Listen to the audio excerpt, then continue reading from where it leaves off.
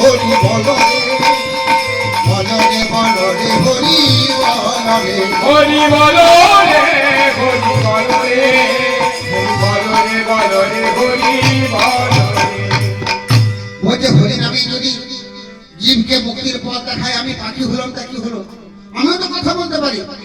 সেই পাখি নাম করছে হরে কৃষ্ণ কৃষ্ণ কৃষ্ণ হরে হরে হরে রাম রাম রাম হরে হরে। একদিন দুদিন পর সে হরিনাম করতে থাকে। একদিন বৃন্দাবনের ওই দিকে তলায় যারা বসে নাম সংকীর্তন করে, তারা মনে মনে চিন্তা করছে, বাহ, পাখিটি তো বড় সুন্দর, এই পাখিটিকে ধরতে হবে।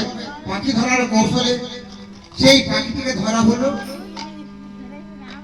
বাজার থেকে একটা লোহার খাঁচা নিয়ে আসলো, সেই লোহার খাঁচার মধ্যে রাখলো এবং সবাই দেখছে, বাবা বড় সুন্দর নাম করছে, হরে কৃষ্ণ হরে রাম বলছে, এই তো বেশ সুন্দর নাম সংকীর্তন হচ্ছে। সে মনে মনে কিছুদিন রাখার পরে মনে মনে চিন্তা করছে যে যদি কোনো মহাজনকে বিক্রয় করি তাহলে অনেক টাকা আমি মূল্য পাবো। তাই পাখিটিকে নিয়ে কোনো মহাজনের কাছে অনেক বেশি টাকায় বিক্রি করলো।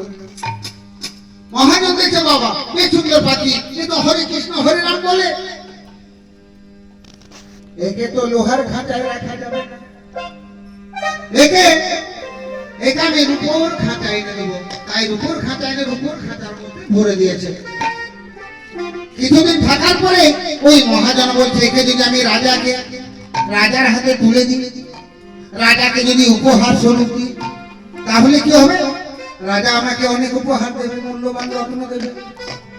সেই পাখিটিকে রাজার হাতে তুলে দিল এবং রাজার হাতে তুলে দিয়ে অনেক মূল্য পেল, অনেক উপহার পেল।